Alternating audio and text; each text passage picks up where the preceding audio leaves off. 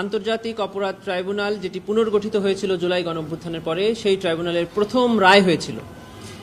সেই রায়ে সাবেক প্রধানমন্ত্রী শেখ হাসিনা এবং সাবেক স্বরাষ্ট্রমন্ত্রী আসাদুজ্জামান খান কামালের বিরুদ্ধে ৩টি অভিযোগে ট্রাইব্যুনাল সাজা প্রদান করেছিলেন।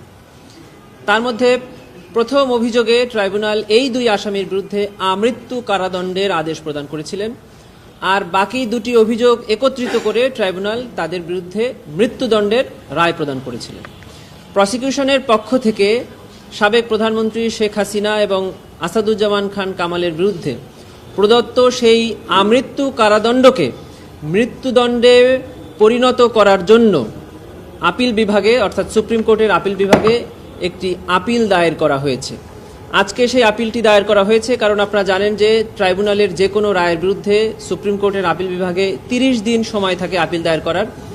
17 তারিখ ছিল এই শেষ দিন। আমরা আজকে আপিল বিভাগে সাবেক প্রধানমন্ত্রী শেখ হাসিনা, সাবেক স্বরাষ্ট্রমন্ত্রী আসাদুজ্জামান খান কামালের মৃত্যুদণ্ড চেয়ে অর্থাৎ আমৃত্যু কারাদণ্ডকে মৃত্যুদণ্ডে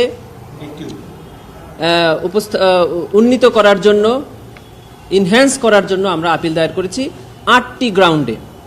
আমরা আমাদের মেমো অফ অ্যাপিলে 8টি গ্রাউন্ড এনেছি। তার মধ্যে প্রথম গ্রাউন্ড হলো যে আন্তর্জাতিক অপরাধ ট্রাইব্যুনাল আইন 1973-এ যে রায়ের কথা, যে শাস্তির কথা বলা আছে তার প্রথমেই ডেথ পেনাল্টি দিয়ে বর্ণনা করা আছে, তারপরে গ্র্যাভিটি অফ দি অফেন্সের কথা বলা আছে। যেহেতু আইনে একটি শাস্তি প্রেসক্রাইব করা আছে, এজন্য ডেথ পেনাল্টি তারা সকল চার্জেই পাওয়ার যোগ্য। এটা আমাদের প্রথম গ্রাউন্ড ছিল।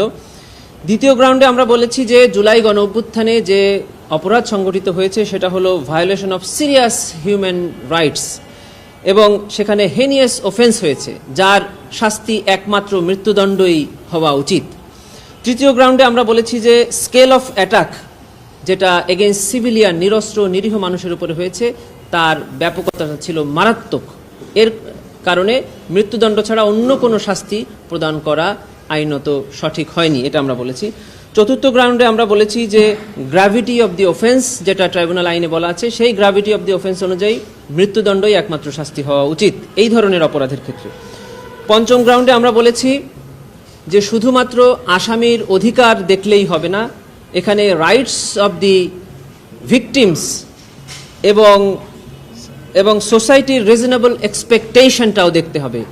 একটা সমাজ এই ধরনের অপরাধের কি ধরনের শাস্তি প্রত্যাশা করে এবং ভবিষ্যতে এই ধরনের অপরাধ প্রবণতা বন্ধ করার জন্য আদালত কর্তৃক কি ধরনের শাস্তি প্রাপ্ত হলে বা প্রদত্ত হলে সমাজ এই ধরনের অপরাধ থেকে মুক্ত হবে, সেই সোশ্যাল এক্সপেকটেশনটাও আদালতের দেখা উচিত ছিল, অর্থাৎ মৃত্যুদণ্ড প্রদান করা উচিত ছিল। আমরা ষষ্ঠ গ্রাউন্ডে বলেছি যে এই আসামিরা উইলফুলি এবং ইন্টেনশনালি ফিউজিটিভ আছেন। তারা জানছেন যে তাদের বিরুদ্ধে এই ট্রাইব্যুনালে মামলা চলছে, সাজা হচ্ছে, অ্যাপিলের মেয়াদ 30 দিন। এগুলো জেনেই তারা নিজেদেরকে পলাতক রেখেছেন এবং পলাতক থেকে বিভিন্ন ট্রায়ালে বাধা প্রদান করার জন্য বিভিন্ন বক্তব্য, বিবৃতি প্রদান করে যাচ্ছেন। এই ধরনের আচরণের ক্ষেত্রে তাদের শাস্তি প্রদানের ক্ষেত্রে লেইন অ্যান্ড ভিউ নেওয়ার কোনো সুযোগ নেই। এবং শেষ আর্গুমেন্ট হিসাবে আমরা বলেছি যে এই আসামিদের প্ররোচনা এবং ইনস্ট্রাকশন এবং অর্ডারে যে ধরনের কিলিং হয়েছে, এই কিলিংগুলো হলো পৈশাচিক কিলিং। তাদের নির্দেশে এই যে সারা দেশে 1400-এর অধিক শহীদ হয়েছেন, 25,000-এর অধিক আহত হয়েছেন, এবং এই চার্জ 1-এ আবু সাইদ, যিনি এই জুলাই গণঅভ্যুত্থানের পাইনিয়ার ছিলেন, আবু সাইদের হত্যাকাণ্ডটিও জড়িত। অতএব চার্জ 1-এ তাদের জন্য মৃত্যুদণ্ডটাই ছিল ন্যায় বিচার। সেটি যেহেতু ট্রাইব্যুনাল দেননি, এই সকল গ্রাউন্ড উল্লেখ করে আমরা আপিল বিভাগে তাদের মৃত্যুদণ্ড চেয়ে আপিল দায়ের করেছি। আপনারা জানেন যে আন্তর্জাতিক অপরাধ ট্রাইব্যুনাল আইনের 21 ধারা মোতাবেক আপিল দায়ের করা এটা অ্যাজ অফ রাইট। অতএব যেখানে অ্যাজ অফ রাইট আপিল দায়ের করা হয় সেখানে শুনানির প্রয়োজন হয় না। এটা দায়ের করা মানেই আপিল গৃহীত হয়েছে মর্মে ধরে নেওয়া হয়।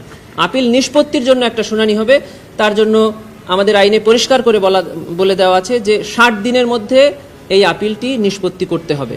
আমরা আফটার ভ্যাকেশন আমরা ট্রাইব্যুনালে আপিল বিভাগের চেম্বার জাজে এটাকে দ্রুত হিয়ারিংয়ের জন্য অর্থাৎ ফিক্স করার জন্য আনবো, তারপরে মেনশন করে আমরা যত দ্রুত সম্ভব, যেহেতু আইনে 60 দিন বলা আছে, আশা করছি তার আগেই অ্যাপিলেট ডিভিশন এই আপিলটি নিষ্পত্তি করবেন।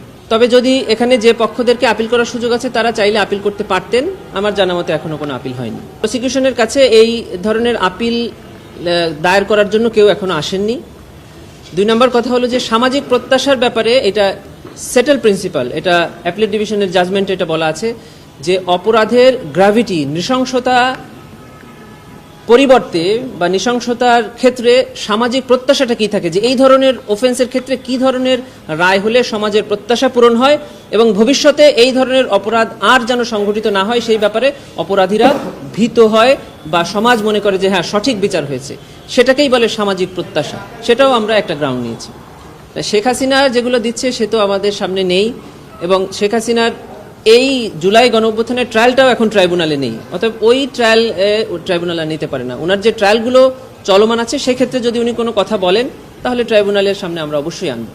যদি কোনো আসামি রায় প্রদানের 30 দিনের মধ্যে গ্রেফতার হয় অথবা সারেন্ডার করেন তবেই কেবল তারা আপিল বিভাগে আপিল করতে পারেন, আর কোনো আপিলের সুযোগ নেই। এটা একটা প্রসিকিউশনের স্ট্র্যাটেজি, এটা চিফ প্রসিকিউটর মহোদয় নির্ধারণ করেন যে কোন মামলাটি উনি আগে নিয়ে আসবেন।